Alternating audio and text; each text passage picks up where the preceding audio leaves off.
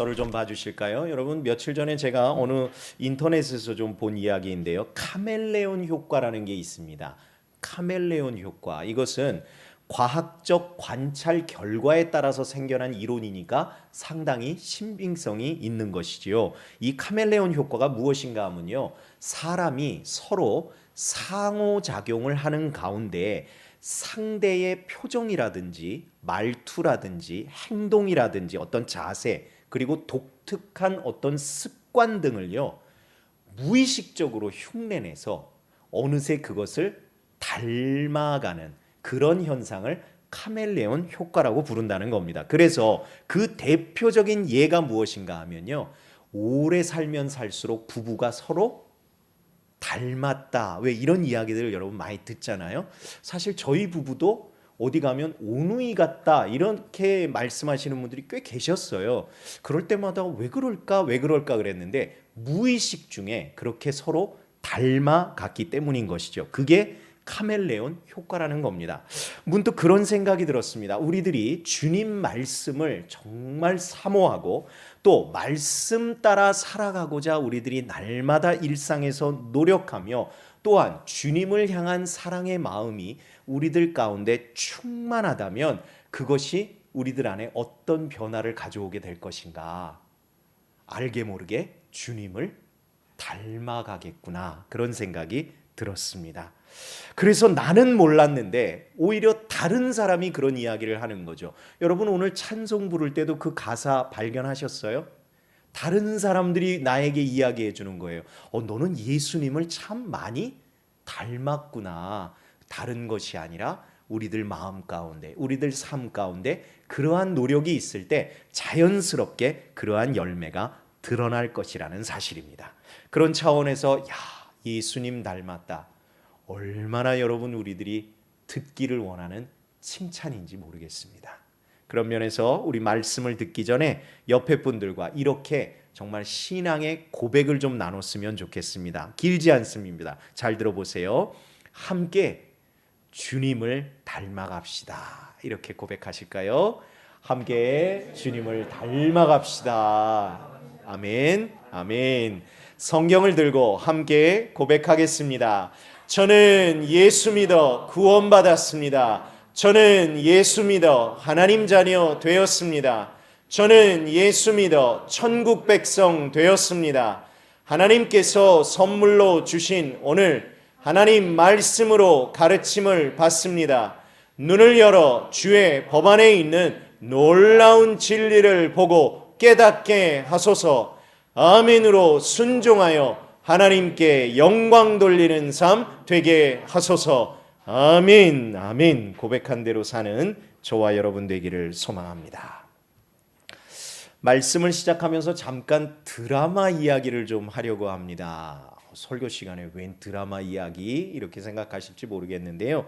이유가 있습니다. 여러분 용서하고 좀 들어주실 게 오늘 본문의 상황을 우리들이 잘 이해하는데 도움이 좀 될 수 있기 때문에 그래서 드라마 이야기를 좀 인용하려고 합니다. 한국 드라마인데 이곳 일본에서도 큰 관심과 반향을 일으켰었습니다. 제목이 사랑의 불시착.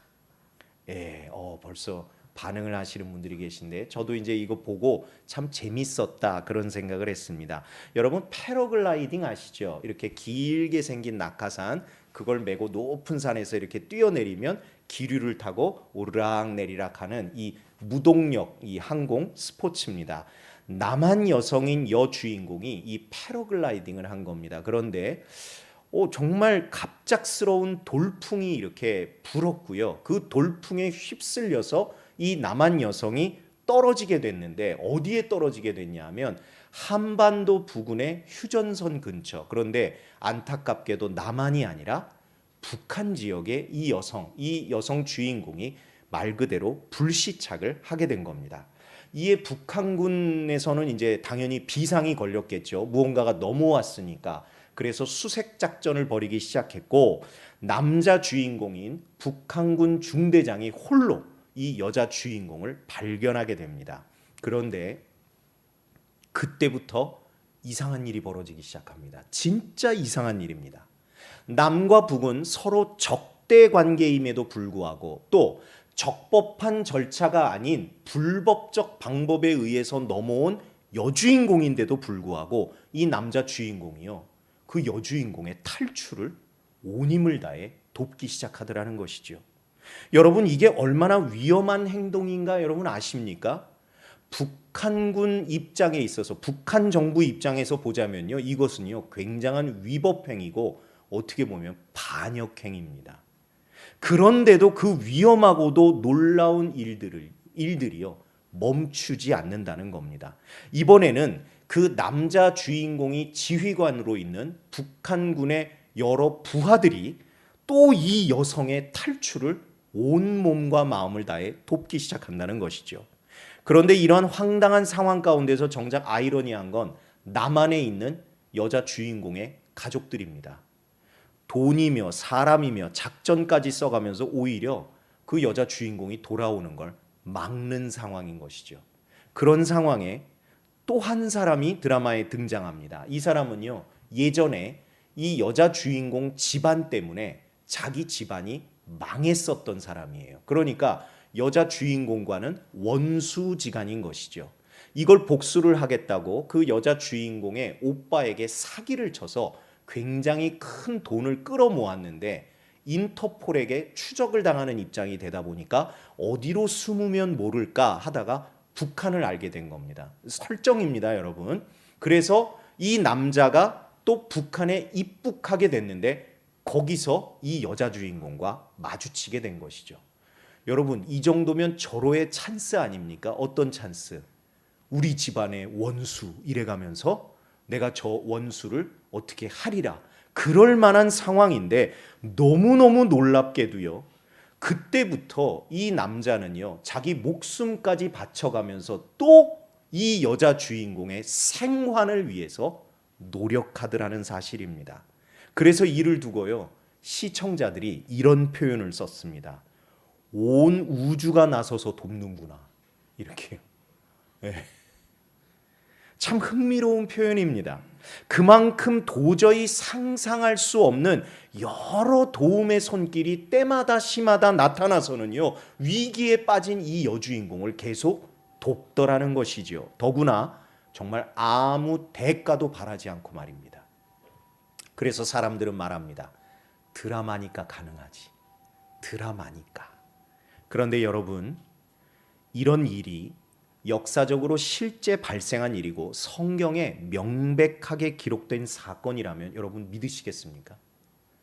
더더군다나 이렇게 온 우주가 나선 것처럼 의외의 사람들이 한 사람을 돕겠다고 나선다면 여러분 이게 얼마나 신기하고 놀라운 일이겠습니까? 특히 그 일이 다른 사람이 아니라 하나님 마음에 맞는 사람, 그 사람에게 일어난 명명백백한 실제 기적 사건이라면 내가 바로 그 사람이 되어야 되겠구나. 왜? 온 우주가 나서서 돕는 사람이라는데, 그럼 힘들고 어려운 이 세상살이 가운데 내가 그 한 사람 되어야 되지 않을까 하는 그 열망, 그러한 의지가 우리들 가운데 생기지 않겠는가 하는 겁니다. 여러분, 다른 사람이 아닙니다. 하나님 마음에 맞는 사람.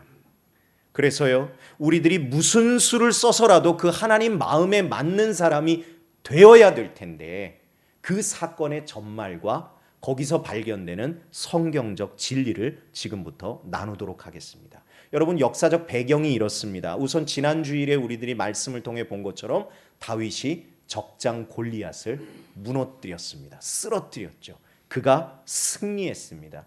여러분, 이건 전혀 예상하지 못한 놀라운 일이었습니다. 그래서요, 그것으로 인해서 이스라엘 군대의 사기는요 정말 하늘을 찌를 듯이 충천했고요, 블레셋 군대를 전멸시키다시피 했고요, 또 다윗의 명성은 이제는 예루살렘을 넘어서 이스라엘 전국에 퍼진 그런 상황이었습니다. 그런 상황에서 정말 개선행진하듯이 사울 왕을 선두에 두고 그 뒤로 다윗과 이스라엘 군대가 예루살렘으로 귀환하고 있는데, 지나는 마을마다 이 여인들이 나와서 기쁘게 축하의 음악을 불러주는 겁니다. 그 축하의 내용은 다른 것이 아니죠. 승전한 것에 대한 축하인데 문제가 생깁니다. 바로 가사 때문입니다. 그들이 불렀던 노래의 가사가 무엇이었는가? 사울이 죽인 자는 천천히요, 다윗이 죽인 자는 만만이로다. 아니, 왕이 버젓이 가고 있는데도 불구하고 일개 목동 출신인 다윗을요, 그보다 더 큰 인물로, 더 위대한 일을 행한 사람으로 그렇게 사람들이 칭송하고 칭찬하더라는 것이죠. 그런데 그 상황에서 사울 왕이 하나님의 영으로 좀 충만한 상태였다면 그러려니 하고 듣고 넘어갈 수도 있는 일인데, 안타깝게도 하나님의 영도 떠났고 악령이 그를 계속해서 괴롭히는 상황이다 보니 어떻게 되었는가? 세상 말로요, 이 사울 왕의 눈이 뒤집힌 겁니다. 여러분, 솔직히 그렇지 않습니까? 우리나라 속담에도 그런 말이 있잖아요. 사촌이 땅을 사면 배가 아파요. 그게 인지상정이잖아요. 남 잘 되는 거 보기 사실 힘들잖아요. 그런데 정신도 온전치 못하고 심령도 강팍한 상태에서 자기가 받아야 할 국민적 사랑과 관심이 남에게로, 다윗에게로 전부 향하는 것을 사울이 보니까요, 눈이 안 뒤집힐 수가 없더라는 것이죠. 그래서 그 뒤집힌 눈으로 그가 누구를 봤는가? 바로 다윗을 봤다는 겁니다. 사울은 다윗을요, 주목하여 봤다고 성경에 기록되었습니다. 그런데 문제는 무엇인가? 그때부터 사울의 눈에 아무도 보이지 않는 겁니다. 아무것도 보이지 않는 겁니다. 오로지 다윗만 보이는 겁니다. 그런데 처음에는 그 감정이 그냥 불쾌한 정도였는데 자꾸 그에게 주목하다 보니까 그 감정이 슬슬 변하기 시작하면서 미움으로, 의심으로, 두려움으로 바뀌더니 결국은 이성을 잃어서요, 다윗을 죽이겠다고 그 앞에서 창을 연거푸 던져버리는, 정말 왕답지 못한 치졸한 행동을 사울 왕이 저지르더라는 겁니다. 그런 차원에서 저와 여러분이 직면해야 할 아주 중요한 질문이 있습니다. 오늘 메시지 전체를 아우르는 굉장히 중요한 질문이라고 할 수 있는데요, 나의 마음의 눈, 나의 심령의 눈은 요즘 무엇을 주목하고 있습니까? 나는 무엇을 주목하고 있는가? 그것이 사람이든지 물질이든지 관계이든지 혹은 무엇이든지 간에 내 마음과 심령을 빼앗은 그것 때문에 현재 내 마음, 내 믿음, 내 신앙은 어떤 상태인가 하는 것이죠. 혹시 그것 때문에 하나님도 보이지 않고, 신앙도 보이지 않고, 교회도 보이지 않고, 가족도 보이지 않고, 생업도, 사명도 보이지 않고 오로지 그것에만 붙들려 있다면요, 여러분, 속히 우리의 시선을 돌려야 합니다. 다른 이유가 아닙니다. 다윗만을 주목한 이 사울 왕이 보였던 정말 심히 안쓰러울 만큼 정말 어리석었던 이 행동들이요, 그대로 낱낱이 이 성경에 기록되어서 수천 년이 지난 지금까지 저와 여러분에게 반면교사로 그렇게 남았기 때문입니다. 여러분, 이건 너무 부끄러운 삶의 기록 아닙니까? 근데 간단히만 보면 이렇습니다. 사울 왕은요, 살인미수 혹은 살인교사를 서슴없이 저지르더라는 겁니다. 좀 전에도 말씀드렸지만 그는 다윗을 죽이겠다고요, 연거푸 창을 던졌습니다. 물론 다윗이 극적으로 피했기에 미수에 그친 것이지, 만약에 다윗이 피하지 못했으면 그 자리에서 사람을 죽인 살인자가 되는 것이죠. 게다가 그 계획이 실패하자 자기 손에 이제는 피를 묻히지 않겠다고요, 그때부터 계속해서 이제 다윗을 전쟁터로 보내기 시작합니다. 무슨 의미죠? 전쟁하다가 죽으라고. 근데 그것도 뜻대로 되지 않았습니다. 게다가 다윗이요, 사울의 딸 미갈하고 결혼했거든요. 이제 자기의 사위예요. 가족이에요. 그런데도 불구하고 사울 왕은 군사들을 몰래 보내서 딸 미갈이 보는 앞에서 사위를 죽이려고 했다는 사실입니다. 하지만 그마저도 실패합니다. 이쯤 되면 다윗도 가만히 앉아 있을 수 없잖아요. 그래서 다윗이 도망합니다. 라마 나요시라는 곳으로 도망하는데 이유가 그곳에 사무엘 선지자가 있었기 때문이죠. 그런데 거기에 숨어 있다는 걸 또 누군가가 사울 왕에게 일러바쳐요. 그러니까 총 3번에 걸쳐서 다윗을 죽일 군사들을 또 보냅니다. 그런데 그것마저도 모두 실패했습니다. 결국 마지막 4번째에는요, 사울 왕이 직접 갑니다. 내가 직접 죽이겠다고. 그런데 너무 엉뚱하고도 놀라운 일이 벌어집니다. 어떤 일인가? 그 순간에 사울을 떠났던 하나님의 영이 사울에게 임합니다. 그리고 그가 예언을 하기 시작합니다. 어느 정도까지 예언했는가? 왕이잖아요. 왕의 체면이라는 게 있지 않습니까? 그런데요, 체면이고 뭐고 하나도 없이 옷을 다 홀라당 벗어 던지고 그 사무엘 선지자 앞에 벗은 몸으로 누워서 하루 종일 예언을 했다는 기록이 성경에 나옵니다.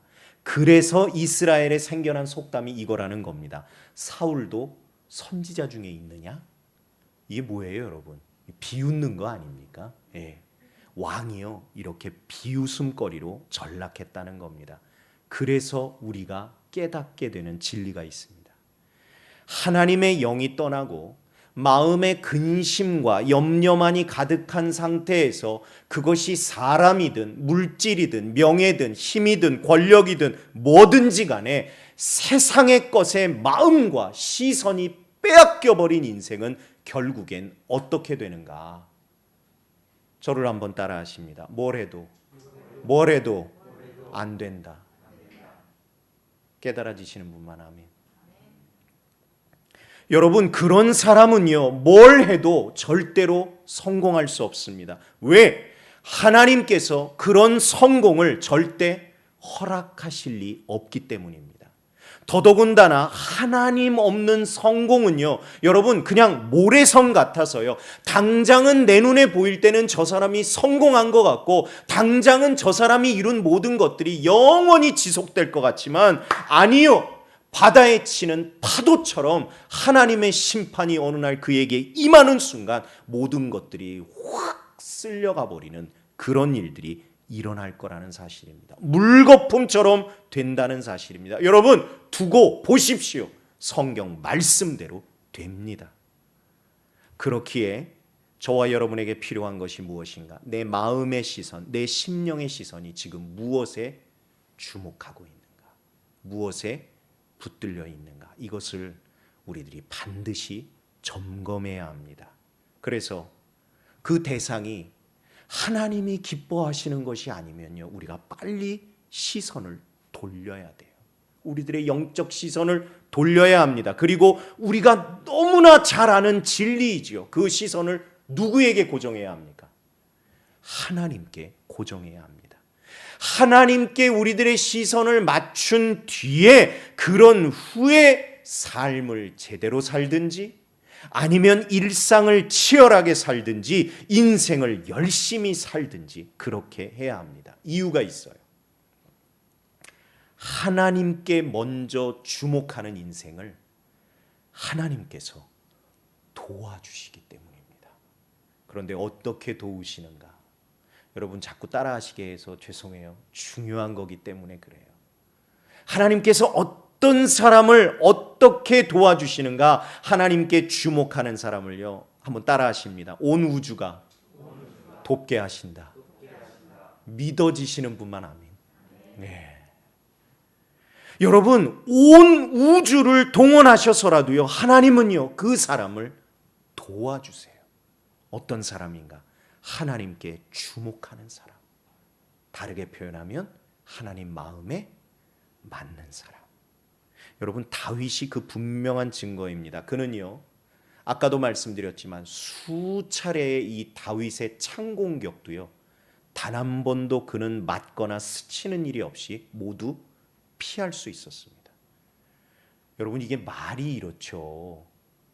누군가가 갑자기 예상하지도 않았는데 나를 향해서 이렇게 창을 던진다. 여러분 우리가 너무 영화를 너무 많이 봐서 그런데 그런 창이 이렇게 날라와서 뭐 이렇게 피하는 그런 게 아니에요. 정말 고도의 훈련을 받은 유단자가 아닌 이상 그런 창을 함부로 피할 수가 없습니다. 그런데도 불구하고 다윗은요, 그럴 때마다 그 모든 걸 피했다는 사실입니다. 어떻게 이럴 수 있을까? 또 사울이 내보내는 전쟁마다 다윗은요, 승리했다는 거예요. 아니 어떻게 갑자기 이런 일이 있을 수 있을까? 무슨 병법 전문가도 아니었고, 물론 우리가 아는 것처럼 다윗은 어린 목동이었지만 골리앗을 쓰러뜨렸던 사람입니다. 그렇지만 그럼에도 불구하고 어떻게 그가 참전하는 전쟁마다 연전 연승을 거둘 수 있겠는가 하는 것이죠. 더더군다나 그렇게 다윗을 전쟁으로 밀어넣었던 것이 사울의 사특한 계획이었는데, 그런 계획은 다 무너지고 그런 횟수가 늘어날 때마다 더욱 늘어나는 것이 무엇이었는가? 다윗의 승리 기록이었다는 것이죠. 오히려 그의 명성이 점점 올라갔다는 사실입니다. 그것을 통해서 어떤 일이 벌어지는가? 이제 국민들이, 백성들이요, 사울의 존재를 잊어버리기 시작합니다. 그리고 다윗을 합당한 자로 여겼다, 이렇게 성경의 기록이 나와요. 여러분, 합당한 자로 여겼다는 게 무엇에 합당한 자로 여겼다는 걸까요? 왕인 것이죠. 그들의 리더로서 세울 만한 사람이다 하는 것을 그들이 이미 인정하기 시작했다는 겁니다. 그런데 여러분, 우리가 반드시 기억할 게 있습니다. 제가 지금까지 말씀드렸던 이 다윗이 경험했던 놀라운 은혜들, 막 창도 다 피하고 암살 계획에서도 목숨을 건지고 또 전쟁에서도 다 승리하는 이런 모든 성경의 기록 끝에 반드시 달려나오는 구절이 있었는데, 그 구절이 무엇인가? 바로 하나님이 다윗과 함께 하셨다, 이것이에요. 여러분, 다윗의 능력이 아니었습니다. 다윗의 실력이 아니었습니다. 물론 능력이든지 실력이든지 다윗이 없었던 것은 아니지만, 그러함에도 그러한 그 죽음의 위협 가운데에서도 아니 어떻게 사람이 그렇게까지 극적으로 구원받고 목숨을 건질 수 있을까? 다른 근본적인 이유가 아니라는 겁니다. 하나님께서 다윗과 함께 하셨기 때문이라는 거예요. 그렇게 함께 하신 이유가 무엇인가? 계속 반복되는 표현이지만 다윗은 하나님 마음에 맞는 사람이었다는 것이죠. 그래서 다시 강조하게 되는 진리, 나는 누구를 주목하는가입니다. 사울왕처럼 잘못된 감정과 생각에 붙들려서 하나님 아닌 것을 바라보다가 정말 안쓰러울 정도로 뭘 해도 안 되는 인생이 될 것인가? 아니면 어떤 상황에서도 하나님만을 바라봄으로 하나님께서 나와 함께 하시는 덕분에 이렇게 극적인 구원과 건짐을 경험하는 복된 인생이 될 것인가? 이 선택과 결단은 다른 누구의 것이 아닙니다. 바로 저와 여러분 각자의 결단인 거고요, 각자의 선택인 것을 우리들이 깨달아야 합니다. 그런데 여러분, 아까도 말씀드렸지만 온 우주가 돕도록 그렇게 하나님이 역사하신다고 하셨는데, 그럼 목사님 이 정도 가지고 온 우주가 돕는다 이렇게 말씀하시는 건가요? 그런 의문이 들기 때문에 저와 여러분이 더 살펴볼 은혜가 있습니다. 바로 적대 관계에 있는 사람. 여러분, 적대 관계에 있는 사람이 누구예요? 나를 미워하고 나를 싫어하고 심지어 행동으로는 그렇게 옮기지 못할지라도 마음으로라도 나를 바라볼 때마다 저 사람 죽었으면 좋겠다. 왜? 그렇게 생각하는 사람들이 적대 관계 아닙니까? 여러분, 그런 사람들조차도 오히려 나를 돕는 사람이 되는 하나님의 특별한 은혜가 있다는 사실입니다. 아까도 말씀드렸잖아요. 좀 전에 인용했던 드라마 이야기. 어떻게 북한군 장교가, 북한군 군사들이 나만의 여인을 구해주겠다고 그렇게 할 수 있습니까? 정말 말도 안 되는 일임에도 불구하고 그게 다윗에게 진짜로 일어났다는 사실입니다. 그게 누구인가? 사울 왕의 아들인 요나단, 그리고 사울 왕의 딸인 미갈이었다는 것이죠. 이건요, 정말 여러분 아무리 이해하려고 해도 이해할 수 없는 너무나 이상한 감정과 태도입니다. 우선 요나단을 한번 보겠습니다. 요나단이 누구인가? 그는요, 왕자였습니다. 더더군다나 왕위 계승 서열 1위였습니다. 사울 왕의 신변에 무슨 일이 생기거나 아니면 살아 있을 때 양위하면요, 그 왕위를 누가 이어받는 거예요? 요나단이 이어받는 거예요. 여러분, 왕이 어떤 자리입니까? 정말 쉽게 얻을 수 있는 자리도 아니지만 한 번 맛본 그 권력의 맛을요, 쉽게 포기하지 못하는 것이 바로 왕의 자리입니다. 헤롯을 한번 보면 압니다. 유대인의 왕으로 나신 아기가 어디 있느냐? 그 동방박사들의 말 한마디에 이 사람이 핑 돌아가지고서는요, 그 즉시로 베들레헴을 중심으로 한 그 모든 주변 지역에 2살 이하의 아기를 다 몰살시켰습니다. 그 사람이 왜 그랬을까요? 내가 쥐고 있는 이 왕이 누가 뺏어? 절대 빼앗길 수 없는 것이죠. 또 내 자식들만 이어받아야 하는 것이죠. 그런 요나단의 입장입니다, 여러분. 그런데 그런 요나단이 그 귀한 왕권을 이제 겨우 골리앗 한 번 이긴 그 어린애 같은 다윗에게요, 보란 듯이 넘겨주었다는 사실입니다. 오늘 본문이 속한 이 성경을 보면요, 요나단이 다윗과 언약을 맺는 장면이 나옵니다. 그러면서 그 언약의 증표로서 왕자만이 가질 수 있는 옷, 입을 수 있는 모든 군복이며 활이며 칼이며 띠까지도요, 요나단이 그 모든 것을 다 다윗에게 줍니다. 근데 그뿐만이 아니죠.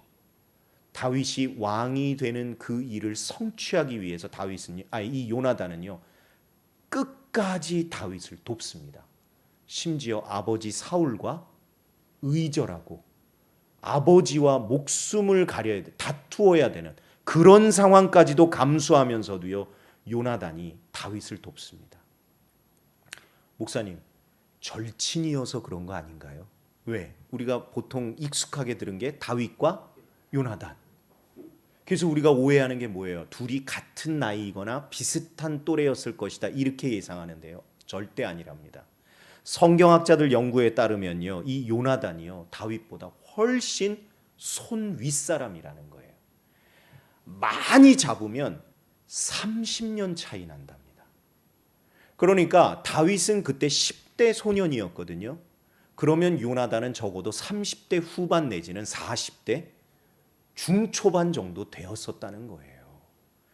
그렇게 나이 차이가 나는 관계인데도 불구하고 뭘 보고 그랬는지는 모르지만 새파랗게 어린아이를 바라보면서 요나단은요, 아예 처음부터 네가 다음 이스라엘의 왕이란다, 이렇게 선언하고는요, 끝까지 그가 다윗을 돕더라는 겁니다. 여러분, 이게 상식적으로 이해가 되세요? 전 도저히 이해가 안 돼요. 그런 아까 보았던 사랑의 불시착 같은 그 이야기가 진짜 이 시대에 일어났었던 겁니다. 대적이 스스로 일어나 나를 도와주는 그 기적 같은 은혜, 그 은혜가 다윗에게 베풀어졌다는 거예요. 또 사울 왕의 딸 미갈, 나중에 이제 다윗과 결혼해서 다윗의 아내가 됩니다. 그런데 저는 남자라 여성분들의 심리를 잘 몰라서 이렇게 여쭈는데요, 여기 여성분들 많이 계신데 아버지와 남편 둘 중에 하나를 택하라면 여러분들은 무조건 남편인가요? 여러분 그러세요? 더더군다나 아버지하고 남편하고 지금 왼수 관계인데 그런데도 불구하고 여러분들은 무조건 남편인가요? 물론 여러분, 이런 상황은 우리 안에 없어야 돼요. 그러나 그럼에도 불구하고 무조건 남편인가 하는 겁니다. 그런데 제가 들어본 가장 기가 막힌 대답 중에 하나가 이거였습니다. 아내분들이 그러시더라고요. 하는 거 봐서. 너무 무서웠어. 그렇지만 어찌 되었든 여러분, 미갈도요 분명히 사울 왕의 딸이에요. 우리가 보통 그러지 않습니까? 피는 물보다 진하다. 그럼 사랑은 피보다 더 진한 건가요? 이래서 딸은 키워봐야 소용없다들 하시는 건가요? 그런데도 미갈이요 아버지 사울을 배반합니다.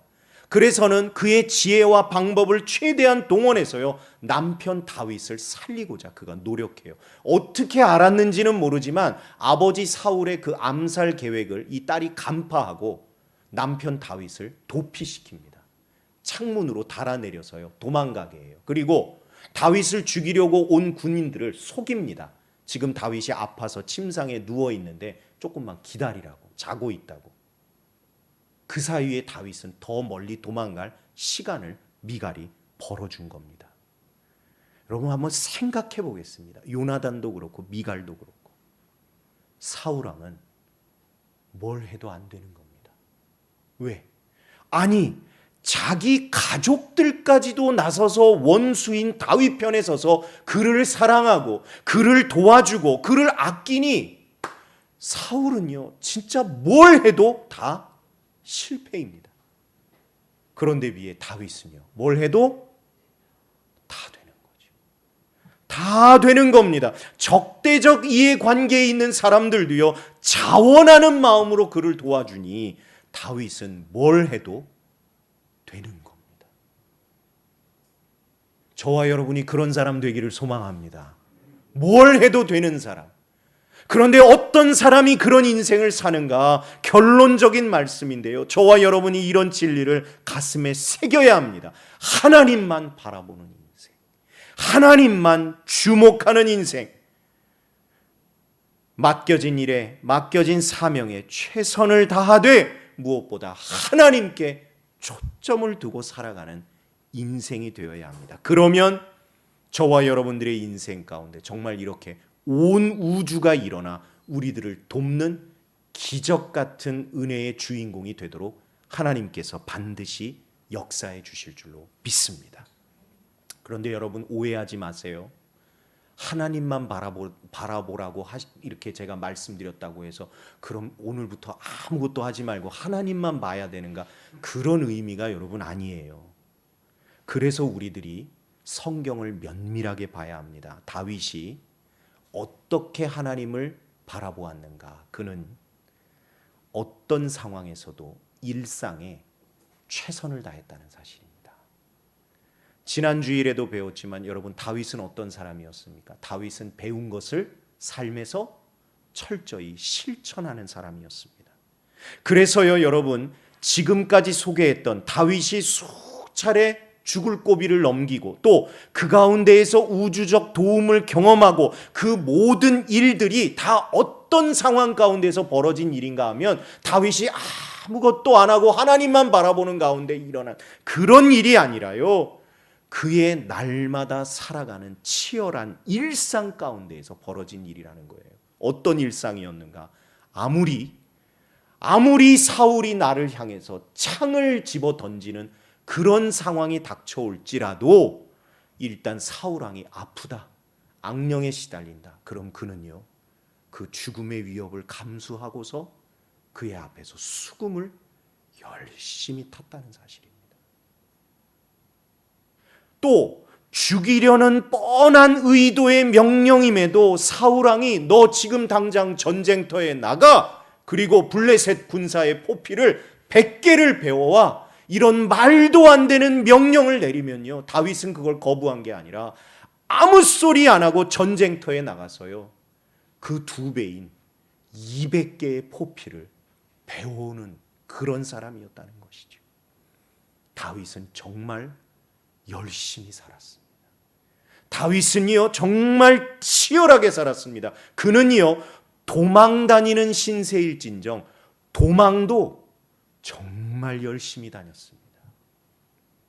이제 우리가 앞으로 이 도망 다니는 과정들을 또 보게 될 거예요. 우리들 같으면 벌써 포기했을 것 같은데 다윗은 포기하지 않고 도망조차도 열심히 다닙니다. 그런 사람에게 베푸시는 하나님의 은혜가 온 우주가 돕는 은혜, 대적조차도 일어나 돕는 은혜, 바로 기적 같은 은혜입니다. 그러므로 사랑하는 여러분, 어떤 상황과 처지와 환경에서도 하나님 외에 다른 것에 시선을 돌리지 않는 저와 여러분 되기를 간절히 소망합니다.